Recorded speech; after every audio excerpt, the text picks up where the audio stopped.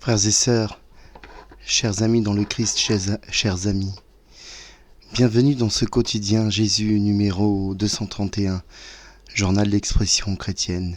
Je suis Franck, je suis un simple catholique, passionné par Jésus-Christ et de Jésus-Christ, et j'essaye chaque jour de m'éclairer à la lumière de l'Évangile sur l'actualité, sur notre monde. Nous sommes aujourd'hui vendredi de la 11e semaine du temps ordinaire. Nous sommes toujours au mois de juin dans la dévotion au Sacré-Cœur de Jésus-Christ. Au nom du Père et du Fils et du Saint-Esprit. Amen. Sacré-Cœur de Jésus, nous avons confiance en toi. Confions cette méditation à notre Seigneur.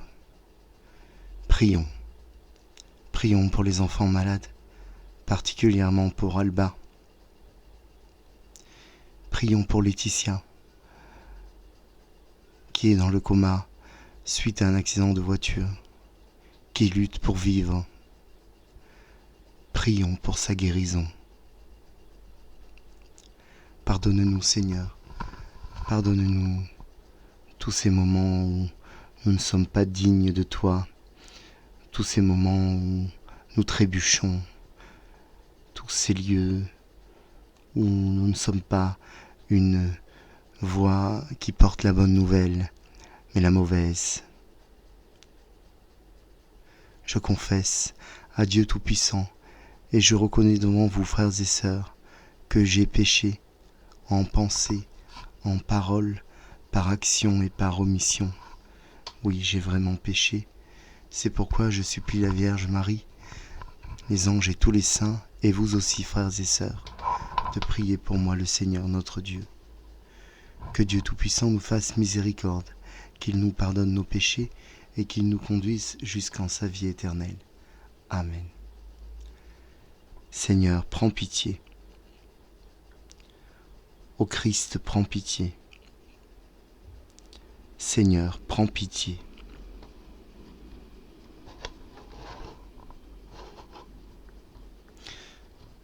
Aujourd'hui, mon éditorial fait suite à une discussion que j'ai eue avec une collègue très intéressante.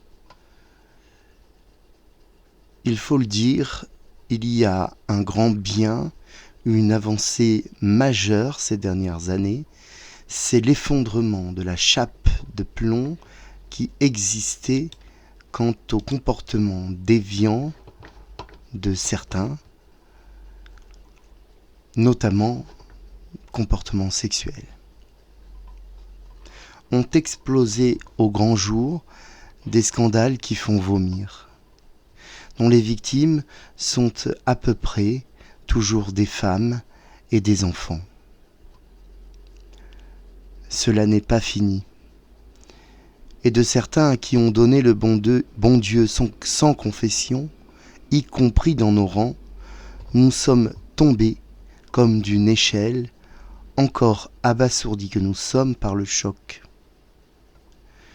Oui, cet étalage, comme certains aiment à le dire, est bon, car il ramène la vérité et la justice et permet de confondre ceux qui, par leur pouvoir ou par leur argent, ont cru qu'ils pouvaient tout se permettre, absolument tout, sans que quiconque ne trouve rien à y dire.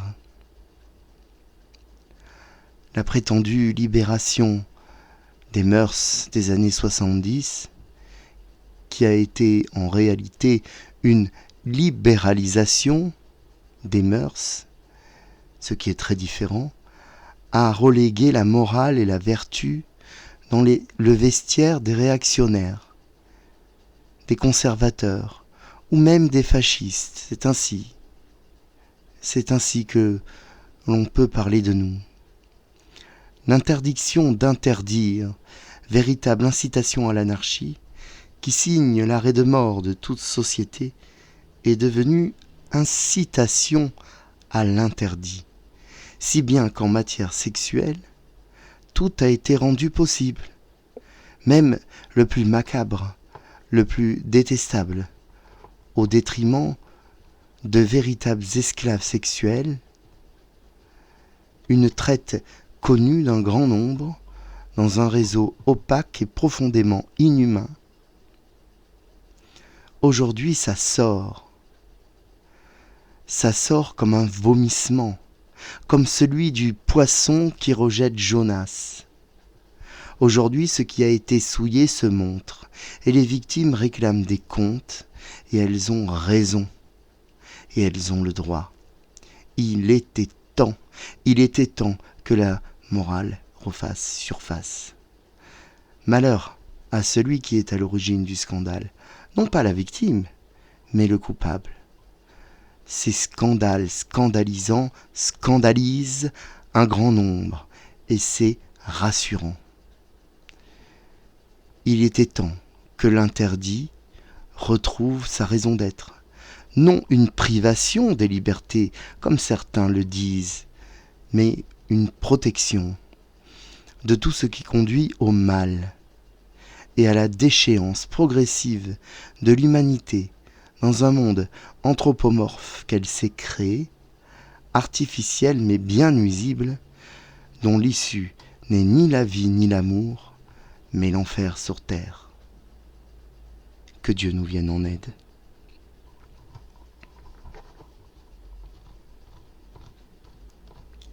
Aujourd'hui, avant l'Évangile, nous lisons le psaume 33.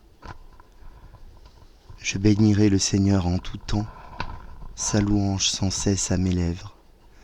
Je me glorifierai dans le Seigneur, que les pauvres m'entendent et soient en fête.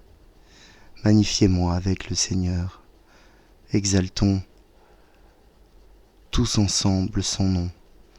Je cherche le Seigneur, il me répond, de toutes mes frayeurs il me délivre. Qui regarde vers lui resplendira, sans ombre ni trouble au visage. Un pauvre cri le Seigneur entend, il le sauve de toutes ses angoisses. Nous lisons aujourd'hui dans l'évangile de notre Seigneur Jésus-Christ selon saint Matthieu, au chapitre 6. En ce temps-là, Jésus disait à ses disciples, « Ne vous faites pas de trésors sur la terre, là où les mythes et les vers les dévorent, où les voleurs percent les murs pour voler. Mais faites-vous des trésors dans le ciel, là où il n'y a pas de mythes ni de vers qui dévorent, pas de voleurs qui percent les murs pour voler. Car là où est ton trésor, là aussi sera ton cœur. La lampe du cœur, c'est l'œil. Donc si ton œil est limpide, ton corps tout entier sera dans la lumière. Mais si ton œil est mauvais, ton corps tout entier sera dans les ténèbres.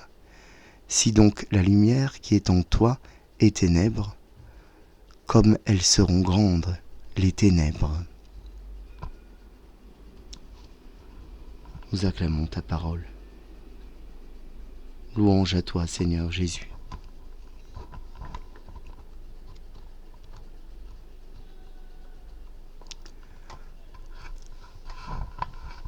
Un pauvre cri. Le Seigneur entend. Il le sauve de ses angoisses. Ce verset du psaume est édifiant par sa profondeur et ce qu'il vient nous dire. Oui, les psaumes nous parlent, et tandis que nous les lisons, les disons ou les chantons, ils s'impriment en nous. Ils impriment la marque de Dieu, de ce qu'il est, de ce qu'il fait. Un pauvre cri. Et ce pauvre, c'est moi. C'est nous. Ce pauvre, c'est l'humanité. Dans ses douleurs, comme dans ses péchés, l'humanité ne sait pas faire autre chose que crier. Elle crie son désespoir, ce qui la rend malade, ce qui la handicape, ce qui la rend malheureuse. L'humanité, entourée de la richesse de la création, est pauvre, pauvre de tout, pauvre d'elle-même. Elle se perd dans une autosatisfaction et une autoflagellation, un paradoxe qui la fait souffrir terriblement. Comme elle ne connaît plus Dieu, elle a décidé de le faire mourir dans son système de pensée. Elle ne sait plus s'adresser à lui. Elle ne sait plus d'ailleurs à qui s'adresser. Alors l'humanité crie, vocifère, se tortille dans tous les sens dans l'espoir d'un signe ou d'un miracle, ignorant la présence du Seigneur juste à côté d'elle, qu'elle ne peut voir du fait de la cécité de son cœur. Mais le Seigneur entend. Il entend d'ailleurs bien avant qu'on ne crie. Il sait par avance ce qu'il nous manque, ce qu'il nous faut. On a voulu le tuer, c'est en vain.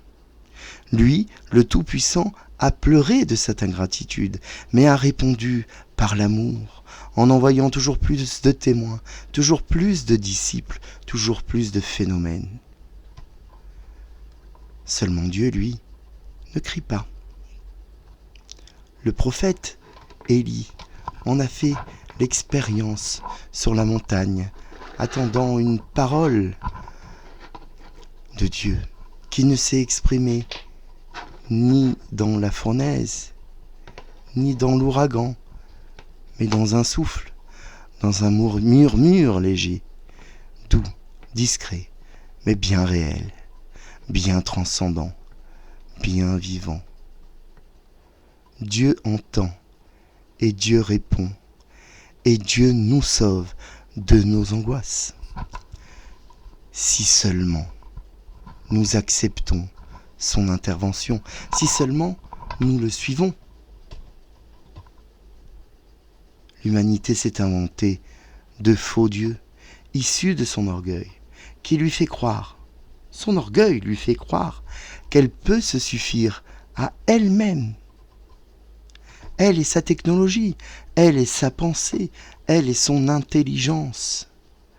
Nous voyons donc les efforts de chacun pour exister, alors qu'en réalité, exister est l'essence même de la vie.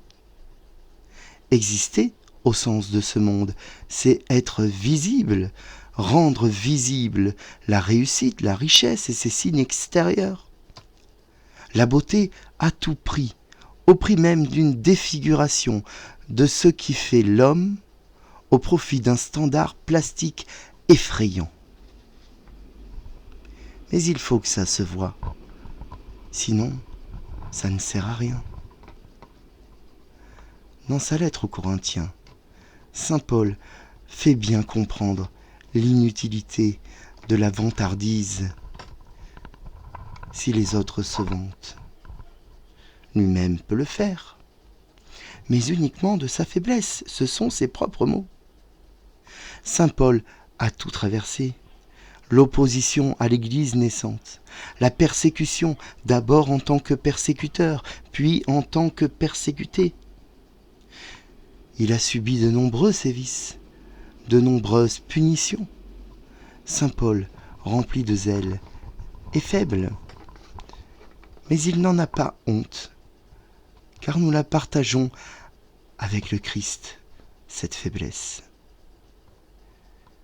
Si Paul est faible, je le suis encore plus. Mais en Jésus-Christ, c'est justement là, dans la faiblesse, que je trouve la force. S'il est évident que chacun doit pouvoir assurer ses arrières et ceux de ses proches, la course au profit est quant à elle très délétère. Le trésor, on le voit comme un coffre rempli de pièces.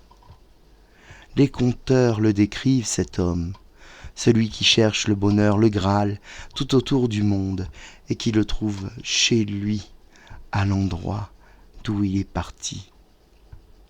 Le blé amassé par le cultivateur, c'est Jésus qui nous raconte cette parabole. Le blé amassé par le cultivateur, caché dans des citernes, est perdu lorsque le cultivateur meurt brutalement, alors qu'il aurait pu servir à la communauté. Nous pourrons faire tous les coffres. Nous pourrons faire des coffres forts toujours plus épais. Un voleur finira par venir et réussira à l'ouvrir, et il n'en laissera aucun sou. Le seul coffre-fort qui vaille, chers frères et sœurs, et je le dis avec foi, c'est le tabernacle. Celui qui accueille le Christ. Le tabernacle qu'est notre propre cœur. Qu'à aucun moment nous ne devons céder, ni vendre, ni brader. C'est à Dieu seul qui doit être consacré, car c'est Dieu qui nous a insufflé notre âme. Le temps que nous perdons à amasser des biens ici-bas est du temps perdu pour ceux d'en haut. Ceux d'ici-bas sont éphémères, ceux du ciel sont éternels. Oui, le Seigneur l'a dit, si nos yeux sont si empêchés que même la lumière est obscure, alors que nous réserverons les ténèbres dépourvues de lumière. Attachons-nous à cultiver en nous cette limpidité lumineuse, celle des demeures du Seigneur, pour notre bien, pour le bien de celui de toute l'humanité. Amen.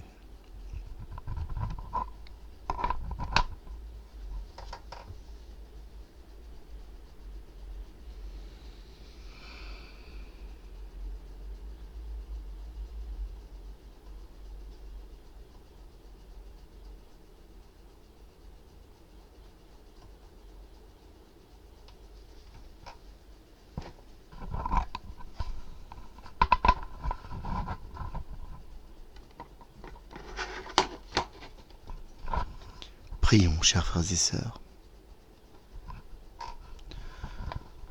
Nous pouvons lire aujourd'hui dans l'office des lectures la suite du commentaire de saint Cyprien sur la prière du Seigneur.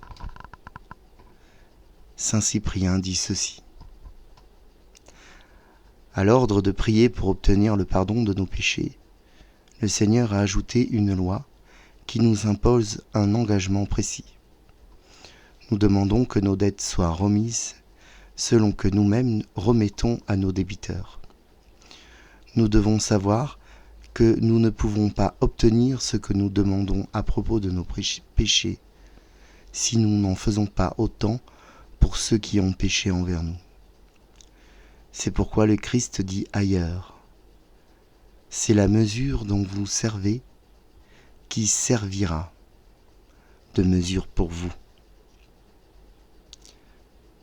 Ainsi a parlé saint Cyprien.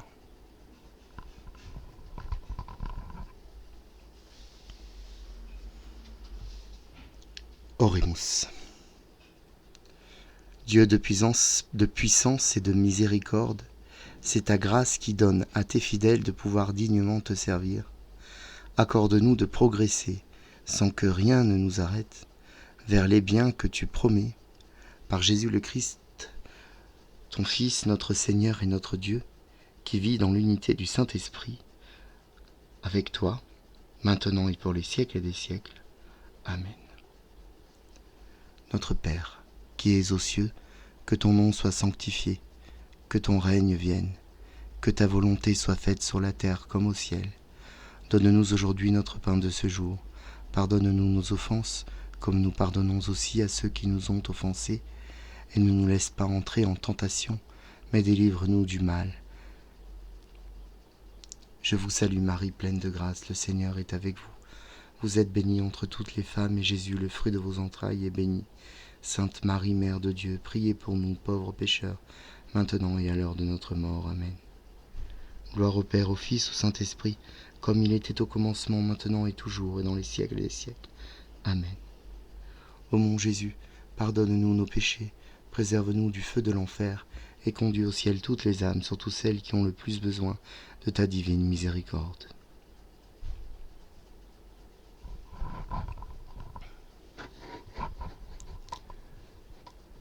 Frères et sœurs, chers amis dans le Christ, je vous souhaite à toutes, je vous souhaite à tous un bon vendredi, jour de la Passion du Seigneur, mais jour aussi du début de sa résurrection, 3 jours après la Passion. Vivons tous ces instants dans la joie, même s'ils sont graves, même s'il y a des scandales. Nous autres chrétiens, nous représentons et nous devons représenter l'espérance, celle du ciel à venir, celle du royaume de Dieu, celle de l'amour. Demandons à Dieu de nous bénir, lui qui est Père, Fils et Saint-Esprit. Amen. Bonne journée à tous, à toutes, à demain.